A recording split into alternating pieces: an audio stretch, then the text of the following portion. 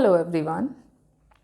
आज के क्लास में हम लोग लास्ट क्लास में शुरू किए गए टॉपिक को कंटिन्यू करेंगे और हम लोगों ने डिस्कस करना शुरू किया है determination of price and output under different market, जिसमें से हम लोगों ने पहले टाइप ऑफ मार्केट को डिस्कस करना स्टार्ट किया था। परफेक्टली कॉम्पिटिटिव मार्केट में फर्म को क्या मिलता है during short period of time हम लोग देख रहे थे, और शॉर्ट पीरियड ऑफ टाइम में फर्म को दो सिचुएशंस देखने को मिल सकते हैं, जिसमें से पहला था abnormal प्रॉफिट या सुपर नॉर्मल प्रॉफिट और दूसरा सिचुएशन था लॉस। तो सुपर नॉर्मल प्रॉफिट को हम लोगों ने डिटेल में एक्सप्लेन किया था, डायग्राम बना करके देखा कि सुपर नॉर्मल प्रॉफिट कब होगा, और उसके बाद अब हम लोग आज लॉस को डिस्कस करेंगे, लॉस के डायग्रामेटिकल प्रेजेंटेशन को करेंगे और फिर हम डिटेल में जानेंगे कि शॉर्ट पीरियड ऑफ टाइम में फर्म को लॉस कब मिलेगा। तो चलें शुरू करें।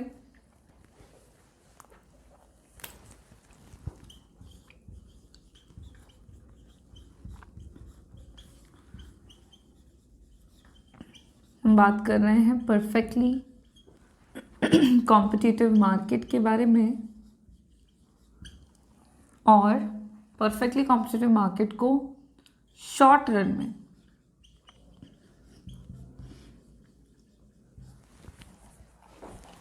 क्या मिलता है, क्या वो रिसीव करते हैं, उसकी चर्चा करेंगे।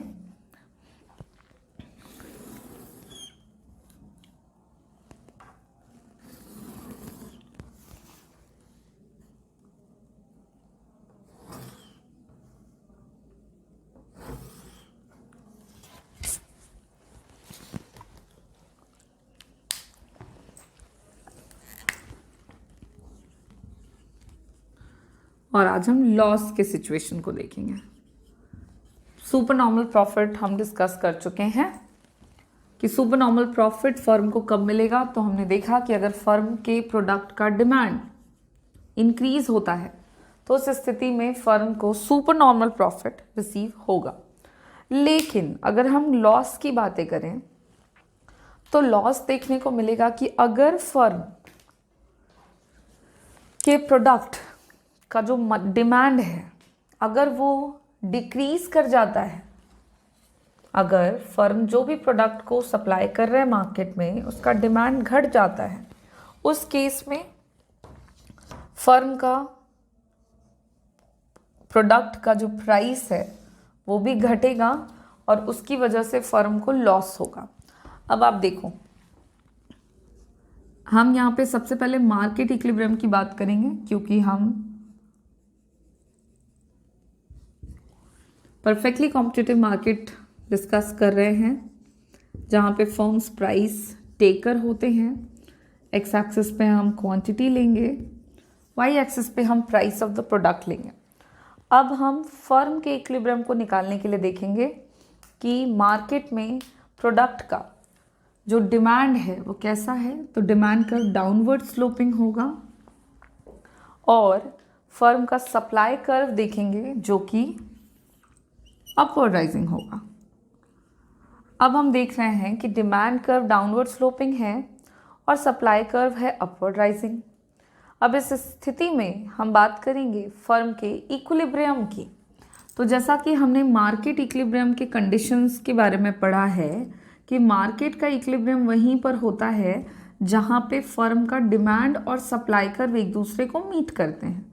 तो ये हो गया मार्केट इक्विलिब्रियम। इक्विलिब्रियम के पॉइंट से हम जब एक्स एक्सिस की तरफ जाते हैं तो हमें इक्विलिब्रियम क्वांटिटी मिलती है, और जब इस पॉइंट से हम वाई एक्सिस की तरफ बढ़ते हैं तो हमें मार्केट का इक्विलिब्रियम प्राइस मिल जाता है।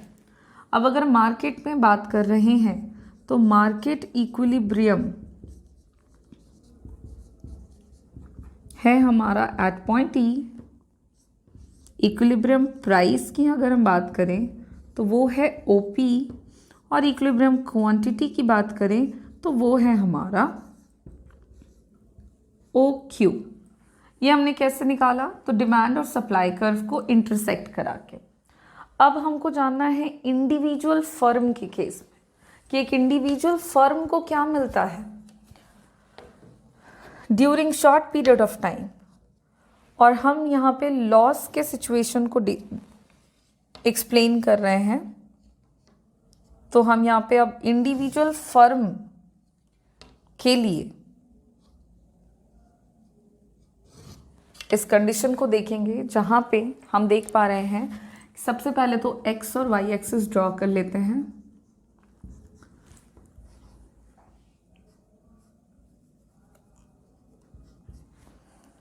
एक्स एक्सिस पर हम ले लेंगे आउटपुट और वाई एक्सिस पर हम ले लेते हैं revenue and cost. Y axis पर हम रेवेन्यू एंड कॉस्ट ले रहे हैं। अब परफेक्टली कॉम्पिटिटिव मार्केट में फर्म्स आर प्राइस टेकर, तो मार्केट प्राइस जो है ओपी, हर एक इंडिविजुअल फर्म उसी प्राइस पर अपने प्रोडक्ट को सेल करेंगे और इंडिविजुअल फर्म का प्राइस हो जाएगा ओपी। ठीक है, ये हो गया आपका ओपी।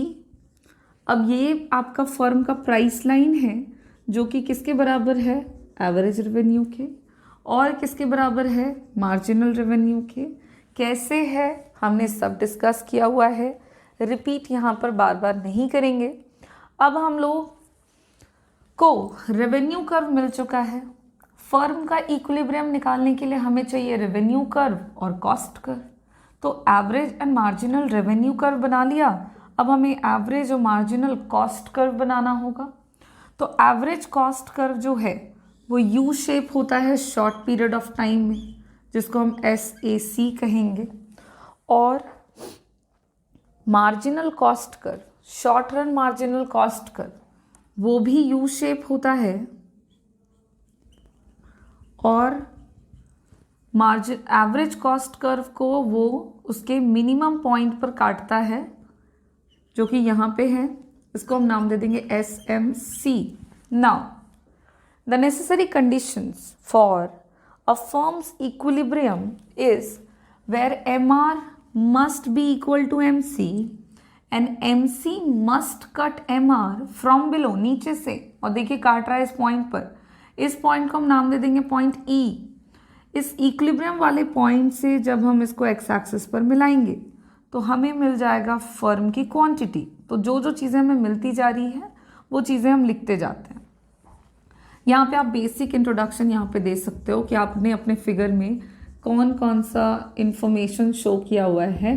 तो इन दिस फिगर आप क्या दिखा रहे हो, तो इन दिस फिगर एक्स एक्सिस पर आपने क्या शो किया, क्वांटिटी। वाई एक्सिस पर क्या शो किया, price of the product. AR बराबर MR बराबर प्राइस क्या है, तो फर्म के रेवेन्यू कर्व्स हैं जो कि हॉरिजॉन्टल स्ट्रेट लाइन है। SAC क्या है,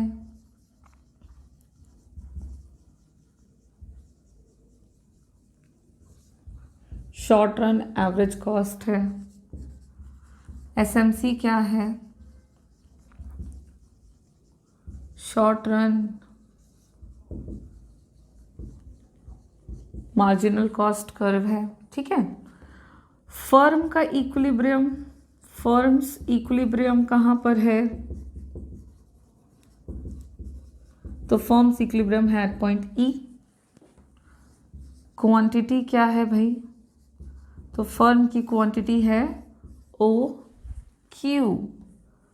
प्राइस क्या है फर्म का, तो प्राइस है OP। ठीक है, OP, इसको हम EQ भी कह सकते हैं, इसके बराबर है। अब हमको निकालना है क्या, तो फर्म का कॉस्ट।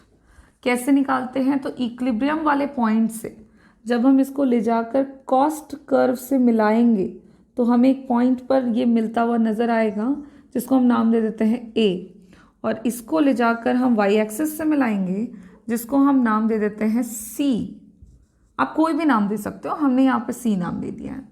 अब यहाँ पे फर्म का कॉस्ट हो गया OC, ओके, और हमको फिर से एक रेक्टेंगुलर एरिया मिल गया है। ये जो रेक्टेंगुलर शेडेड रीजन है, दिस इंडिकेट लॉस। कैसे? तो यहाँ पे फर्म का जो प्राइस है, जिसको हम रेवेन्यू भी कह सकते हैं, वो कॉस्ट से कम है। फर्म का प्राइस है ओपी, कॉस्ट है ओसी। अब देखो ओसी बड़ा है ओपी से, तो इस केस में कॉस्ट ज़्यादा है प्राइस से यानी कि रेवेन्यू से। तो इस स्थिति में फर्म को लॉस हो रहा है, और ये लॉस हम किस एरिया से दिखा रहे हैं? तो इसको आप दिखा सकते हो EACP से, और ये इंडिकेट कर रहा है कि फर्म को शॉर्ट पीरियड ऑफ टाइम में लॉस हो रहा है। नाउ द क्वेश्चन इज कि क्यों हो रहा है, कैसे हो रहा है? शॉर्ट पीरियड ऑफ टाइम है, परफेक्टली कॉम्पिटिटिव मार्केट है, तो अब आपको बहुत सारी चीज़ें पढ़ने की ज़रूरत है। परफेक्टली कॉम्पिटिटिव मार्केट का हमने एक फीचर पढ़ा था, that is free entry and free exit. ठीक है, तो जब इस मार्केट में फ्री एंट्री है, फ्री एग्जिट है, तो इस कंडीशन में क्या होता है कि फर्म का जब देखा जाता है कि प्रोडक्ट का डिमांड मार्केट में घट गया है और सप्लाई बढ़ गया है, तो पुराने फर्म्स, अच्छा ये तुम कैसे देख रहे हो? तो डिमांड अगर मार्केट में सप्लाई से कम, तो इसका मतलब है कि प्राइस ऑफ द प्रोडक्ट जो है वो घट गया, और प्राइस घटा, इसका मतलब है कि फर्म को लॉस हो गया।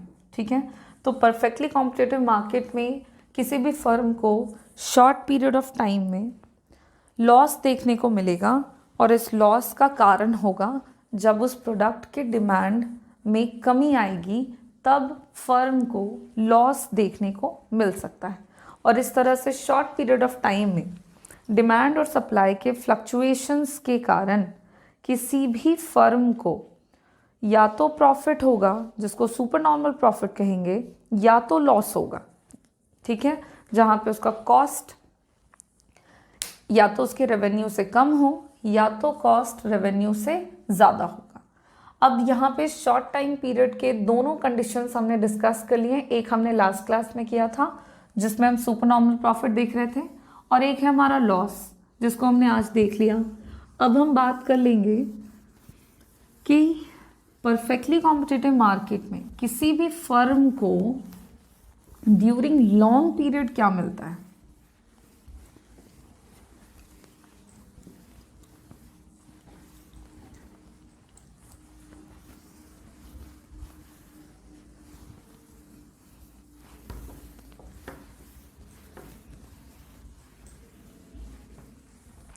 शॉर्ट रन हो गया हमारा, अब हम लॉन्ग रन की बात करेंगे कि लॉन्ग पीरियड ऑफ टाइम में किसी भी फर्म को क्या अर्न होता है। तो जब हम परफेक्टली कॉम्पिटिटिव मार्केट की बात करते हैं, तो during long period of time सिर्फ और सिर्फ एक स्थिति देखने को मिलती है।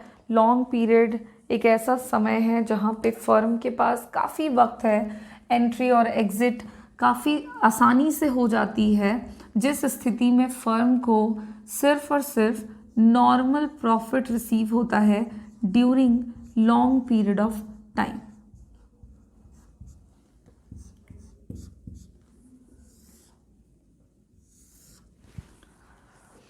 अब नॉर्मल प्रॉफिट वाले सिचुएशन को अगर हम डायग्रामेटिकली देखें, तो देखें परफेक्टली कॉम्पिटिटिव मार्केट की अगर हम बात करते हैं, तो चाहे शॉर्ट पीरियड हो या लॉन्ग पीरियड हो, फर्म प्राइस टेकर ही होंगे।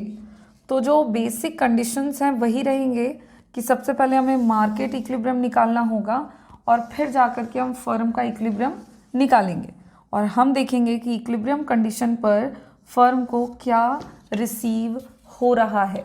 जब फर्म संतुलन पर है तो क्या प्रॉफिट मिल रहा है या लॉस मिल रहा है, या फिर नॉर्मल प्रॉफिट या सुपर नॉर्मल प्रॉफिट मिल रहा है। सबसे पहले हम मार्केट इक्विलिब्रियम निकालेंगे, जिसके लिए हम एक्स और वाई एक्सिस बना लें।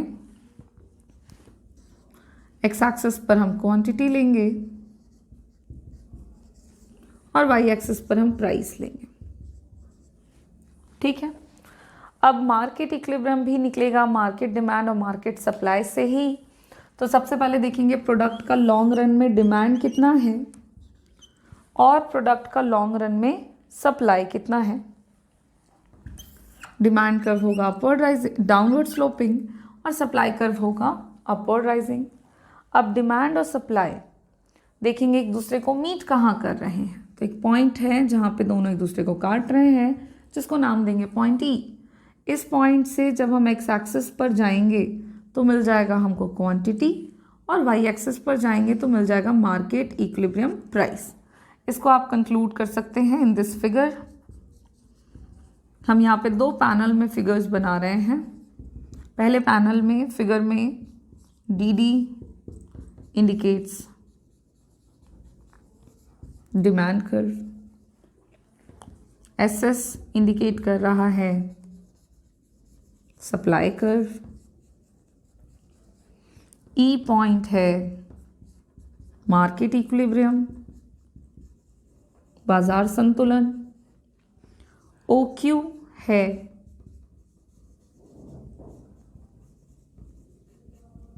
इक्विलिब्रियम क्वांटिटी,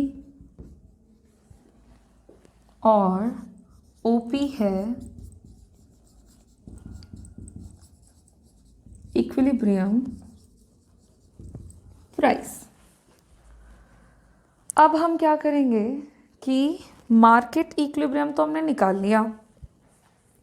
मार्केट इक्विलिब्रियम की मदद से अब हम देखेंगे कि इंडिविजुअल फर्म का संतुलन कहाँ होगा, और जहाँ पर भी उसका संतुलन होगा वहाँ पे फर्म को क्या मिलेगा, मतलब लॉस होगा कि प्रॉफिट होगा, ये हम स्थिति को देखेंगे।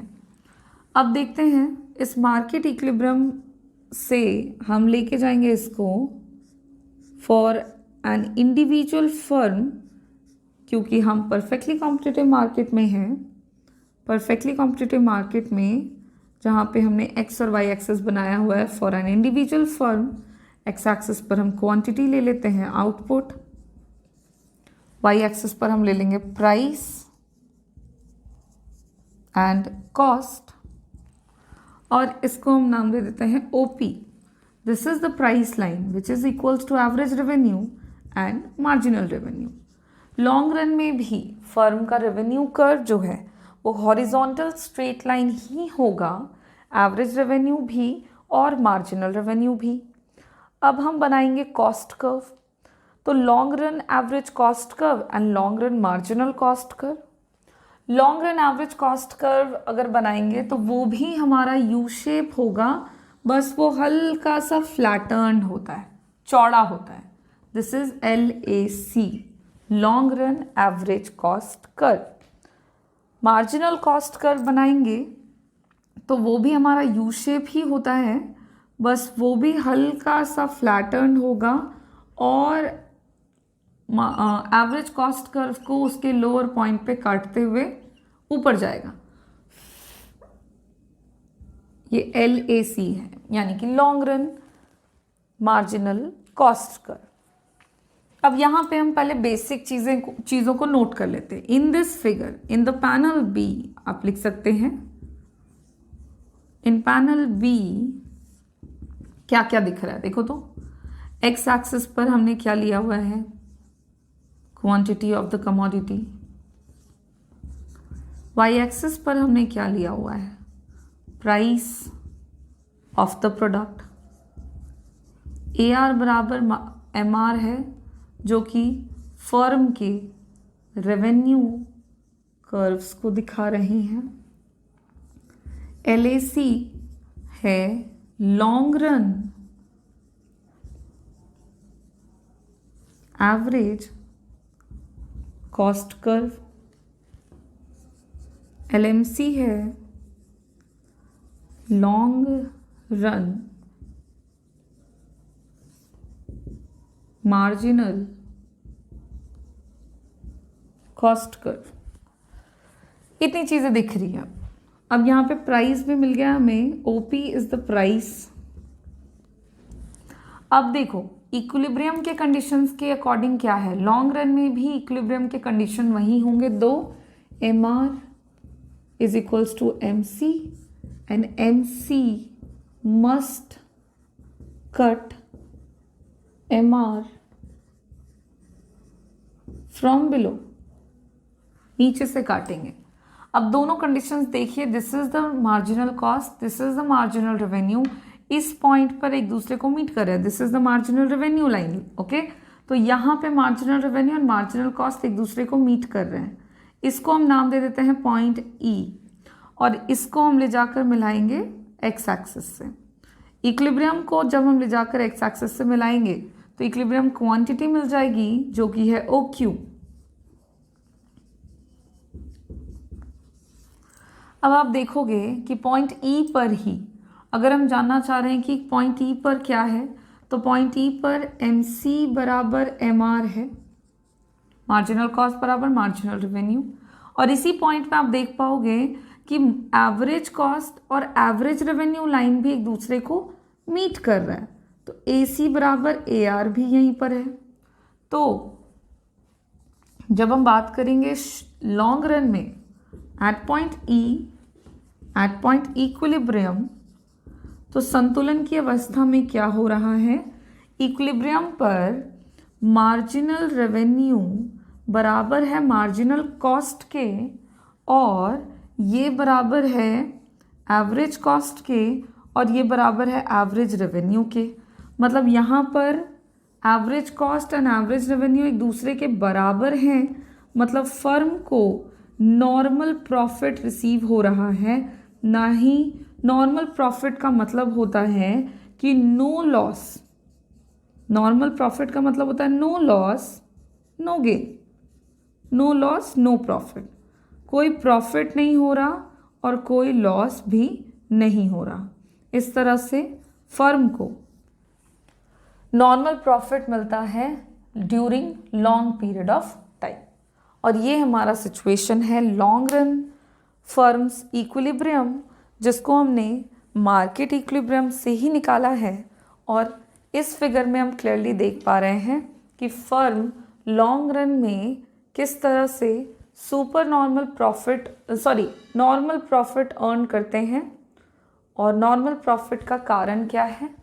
तो लॉन्ग रन में देखिए क्या है कि बहुत ज़्यादा वक्त है, लॉन्ग रन में फर्म्स के पास काफ़ी लंबा समय है, और एक कंडीशन है that is free entry and free exit. अब क्या है कि अगर free entry and free exit है तो इससे नॉर्मल प्रॉफिट कैसे होगा। तो नॉर्मल प्रॉफिट होने का रीज़न ये है कि जब फर्म का डिमांड बढ़ता है उसके सप्लाई से, तो इस स्थिति में हम सबको पता है कि प्राइसेस बढ़ते हैं। तो जब प्राइसेस बढ़ते हैं यानी कि फर्म को प्रॉफिट होगा। तो जब फर्म्स को प्रॉफिट होने लगता है तो इस स्थिति में जो नए फर्म्स होते हैं वो मार्केट में अट्रैक्ट होते हैं, और न्यू फर्म्स जो होते हैं वो मार्केट में एंट्री लेने लगते हैं। जब न्यू फर्म्स मार्केट में एंटर करने लगते हैं तो इस कंडीशन में क्या होता है कि नए नए फर्म्स आने लग गए, जिससे धीरे धीरे सप्लाई इंक्रीज होने लगता है एज कम्पेयर टू डिमांड। देखिएगा ये चेन चलता चला जा रहा है, डिमांड ज़्यादा है सप्लाई से तो प्राइस बढ़ता है, प्राइस बढ़ रहा है मतलब प्रॉफिट हो रहा है। जब प्रॉफिट की स्थिति होती है तो नए फर्म्स मार्केट में अट्रैक्ट होने लगते हैं और वो मार्केट में एंट्री लेने लगते हैं। जब नए फर्म्स मार्केट में आने लगते हैं और परफेक्टली कॉम्पिटिटिव मार्केट में they are making homogeneous product, तो उस स्थिति में सप्लाई बढ़ने लगता है और डिमांड के कंपैरिजन में डिमांड सप्लाई से कम हो जाता है।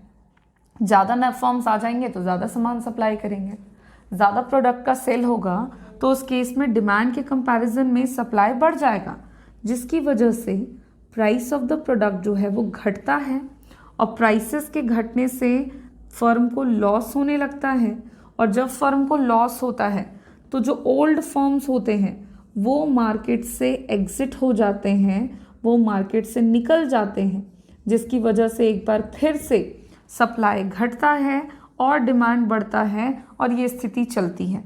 तो अल्टीमेटली फर्म्स जो हैं अगर प्रॉफिट गेन कर रहे हैं तो लॉस में, और लॉस गेन कर रहे हैं तो प्रॉफिट में, तो अल्टीमेटली इक्विलिब्रियम वहाँ पर होता है जहाँ पर फर्म को नॉर्मल प्रॉफिट मिलता है, ना ही बहुत ज़्यादा प्रॉफिट और ना ही बहुत ज़्यादा लॉस। जितना कॉस्ट लग रहा है बिल्कुल उतना ही रेवेन्यू उनको मिलता है। ये लॉन्ग रन की बात है कि लॉन्ग रन में ऐसा देखने को मिलता है।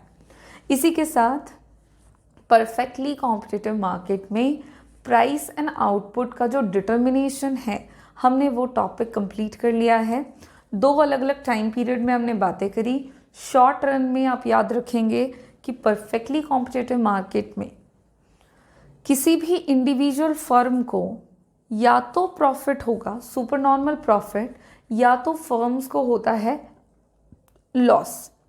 और अगर हम लॉन्ग रन की बात कर रहे हैं तो during a long period of time firm को नॉर्मल प्रॉफिट अर्न होता है due to the free entry and free exit of the firms in the market. इसी के साथ हमारा पहला मार्केट कंप्लीट। नेक्स्ट क्लास में हम लोग मोनोपोली मार्केट के अंदर प्राइस एंड आउटपुट का डिटर्मिनेशन देखेंगे। देखें कुछ कुछ चीज़ें कॉमन होंगी, जैसे कि मार्केट इक्विलिब्रियम तो कॉमन ही रहेगा जहाँ डिमांड एंड सप्लाई एक दूसरे के बराबर हैं। और यहाँ पे हम लोगों ने मार्केट इक्विलिब्रियम की मदद से इंडिविजुअल फर्म्स का इक्विलिब्रियम निकाला है। मोनोपोली मार्केट में या मोनोपोलिस्टिक कॉम्पिटिटिव मार्केट में हम ये काम नहीं करेंगे, मतलब मार्केट इक्विलिब्रियम से रिलेट करके फर्म इक्विलिब्रियम नहीं निकालेंगे, क्योंकि वहाँ की कंडीशंस अलग हैं। वहाँ पे फर्म्स का प्राइस पर कंट्रोल होता है, मोनोपोली का फुल कंट्रोल होता है, मोनोपोलिस्टिक का पार्शियल कंट्रोल होता है।